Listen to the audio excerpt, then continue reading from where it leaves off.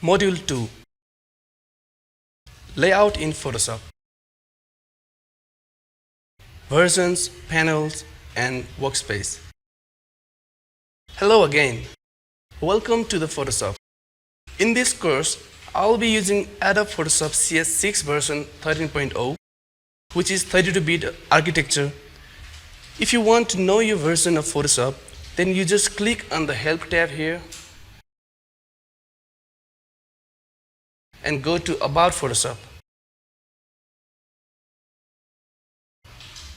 You'll know your version here. My version is 13.0 and that is of 32-bit architecture. Well, Adobe does update occasionally, which may slightly changes the layout of the Photoshop and some options of tools and features, although the most commonly used tools are the same as in the earlier versions. However, some students might think that it's a completely different version, but in fact, it is just a matter of a different color scheme or an appearance of the interface. Let me show you how you can change the color scheme of the Photoshop. Basically, you can change the color appearance of the Photoshop by simply clicking the Edit tab here and then go to Preferences and then go to Interface. We can adjust the interface here.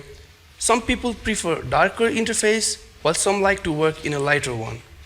Different levels of brightness can help the contents stand out better, but again, it's also a personal choice.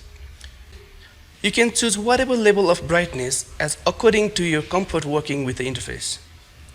And also that doesn't indicate the different versions of Photoshop. That being understood, let's see how we can get to work.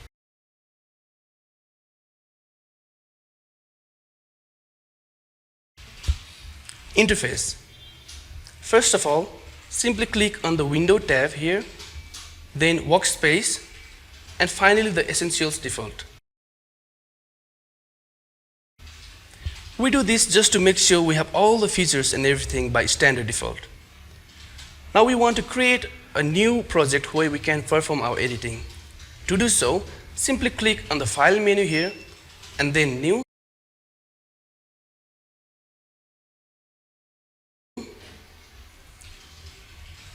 Just put a project title here. Let's just put our project name as Photoshop Tutorial Part 1 and pretty quickly give some value to the workspace area, that is height and width. Let's just put a 1920 by 1080 pixels, which is a standard 1080p SD size. In my case, it is already 1920 by 1080 pixels. This value is default here as it is from my previous selection. It would be the best if it's in a pixels, as most of the image editing is done in pixels. Now for color mode, simply choose RGB color, which is of either an 8-bit or 16-bit or even a 32-bit, depending upon how much you do an advanced editing. If you choose 16-bit color mode, then you can perform wide varieties of image editing without the image data being lost. But still, you're using twice as much memory space throughout the whole image editing process. Whereas, 8-bit color mode allows you to edit your images more quickly without a delay in processing. We'll discuss more about it later in the end of this video session regarding the differences. For now, let's just choose a 16-bit color mode and simply kick off our first step to Photoshop by hitting OK. So this white area is basically your workspace where you are supposed to do your editing as well as designing stuff. Meanwhile, different tools are placed on your leftmost side, which is generally known as a tools panel. You can move any panels as according to your personal comfort. Like I can move this tool here and this adjustment, these layers, channels, paths. If you happen to mess with these panels placement by any chances, then simply you can reset those changes by clicking on Essentials